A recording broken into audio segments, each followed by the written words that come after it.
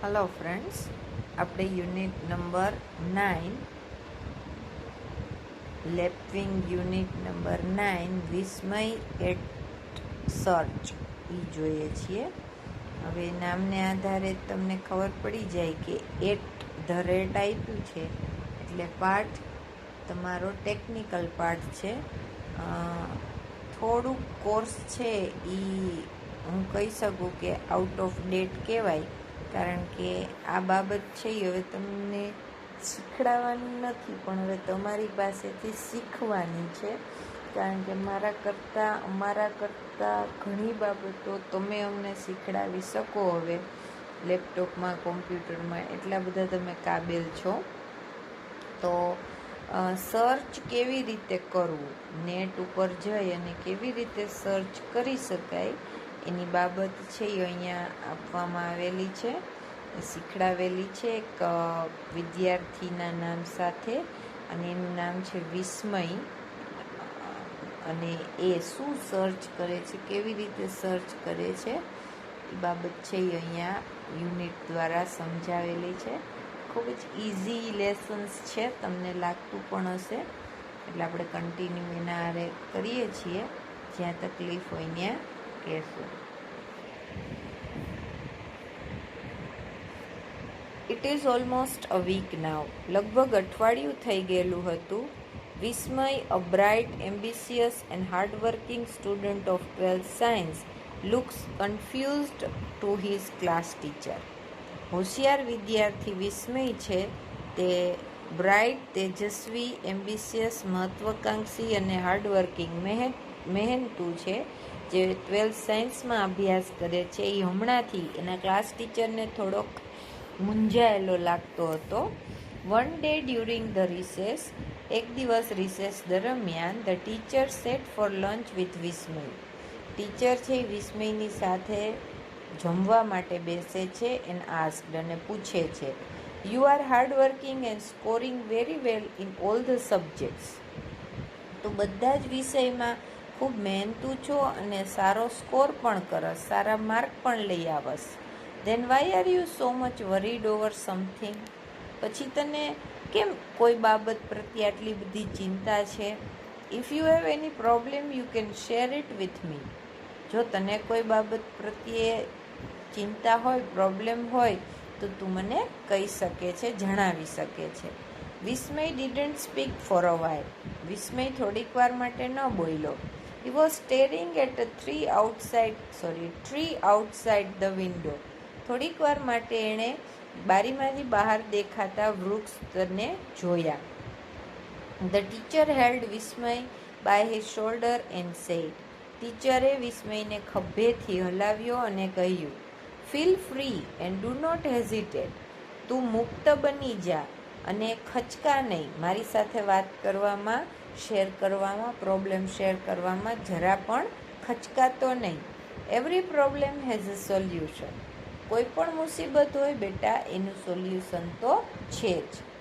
Vismay took a deep breath and sad.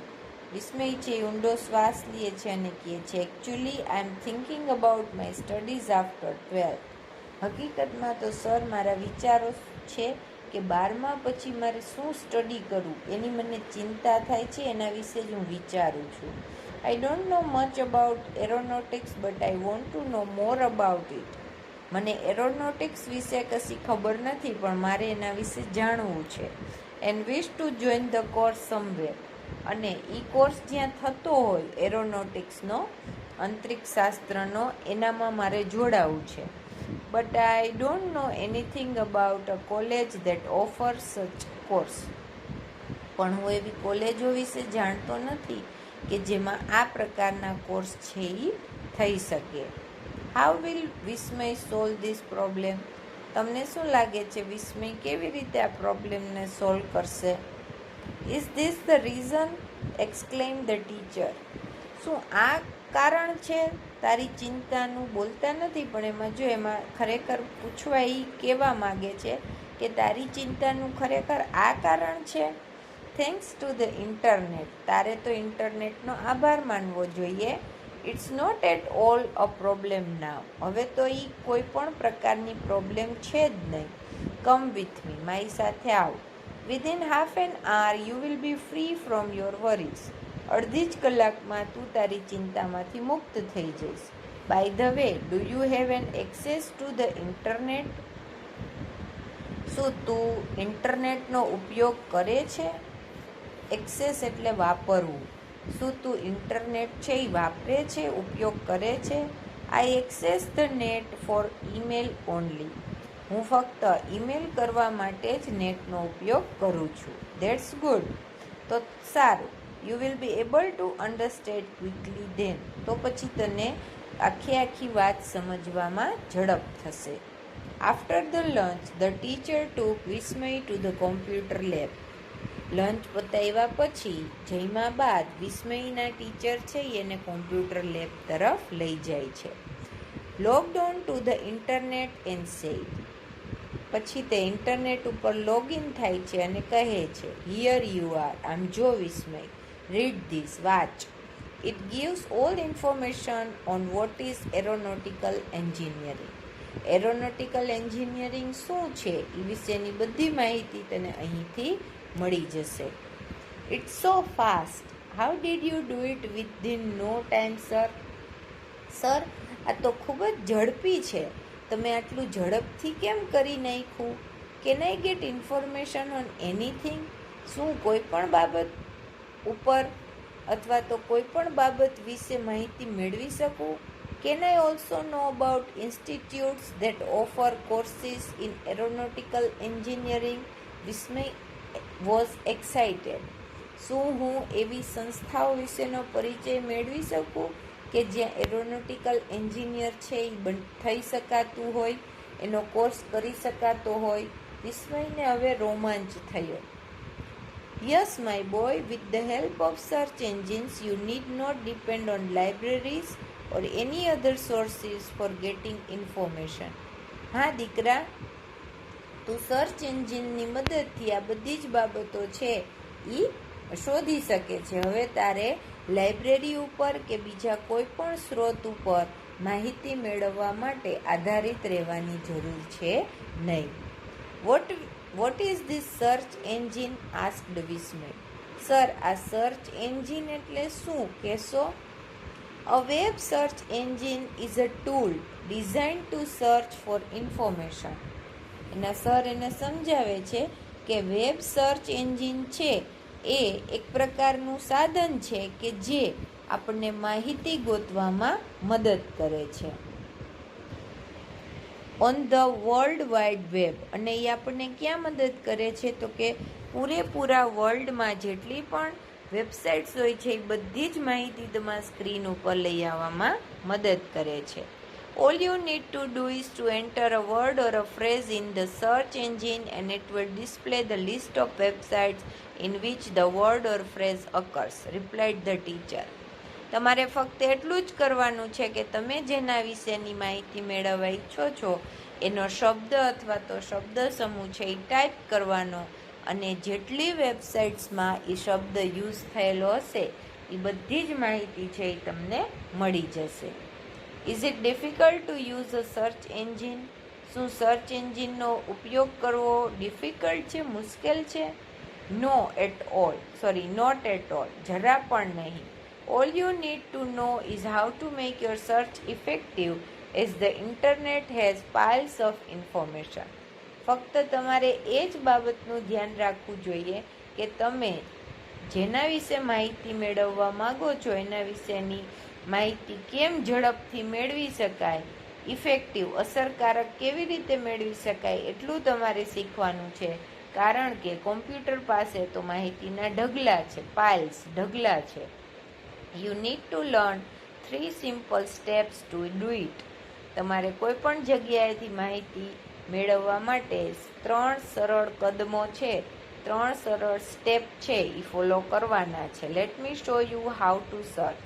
મને એક બાબત કહેવા દે કે કેવી રીતે સર્ચ કરવું એ હું તને કહું. સ્ટેપ 1, પહેલો સ્ટેપ છે, પહેલું કદમ છે, identify the keyword or phrase. સૌથી પહેલાં તો તમારે જે માહિતી ગોતવાની છે એનો મુખ્ય શબ્દ કે શબ્દ સમૂહ પસંદ કરો. Decide what you want two search four and prepare a list of keywords or phrases that will describe what you want to search for before you log on to the internet. Decide એટલે નક્કી કરો. what you want to search for, તમે કેના માટે માહિતી એકઠી કરવા માંગો છો, માહિતી શોધવા માંગો છો. and prepare a list of keywords or phrases, અને તેના માટેના મુખ્ય શબ્દો કે શબ્દ સમૂહ છે એનું લિસ્ટ બનાવો. That will describe what you want two search four, કે જેનાથી તમને ખબર પડે કે તમે ખરેખર શું શોધવા માંગો છો before you log in two the internet. અને આ બાબત છે એ તમે કોમ્પ્યુટર ઉપર બેસો, કોમ્પ્યુટર ઉપર ટાઈપ કરો એની પહેલાં જ તૈયાર કરી લ્યો. For example, you want to know institutes or colleges that offer aeronautical engineering. એક ઉદાહરણથી સમજાવે છે કે તારે એરોનોટિકલ એન્જિનિયરિંગ ક્યાં ક્યાં થાય છે એની કોલેજ અને એના એવી સંસ્થાઓ જોઈએ છીએ, તારે એવી ગોતવી છે. ઇઝન્ટ ઇટ, શું નથી એવું ગોતવું? So for that our key phrase will be, જો તારે એવું ગોતવું હોય તો તારા માટેનો જે મુખ્ય શબ્દ છે, તારે ટાઈપ કરવાનો જે મુખ્ય શબ્દ છે એ શું હોઈ શકે? Institute of aeronautical engineering. તારે શું લખાય, ટાઈપ કરાય? તો કે એરોનોટિકલ એન્જિનિયરિંગની સંસ્થાઓ. This will give you a list of websites that have the word institute aeronautical and engineering in them. જો તું આવું ટાઈપ કરીશ તો તને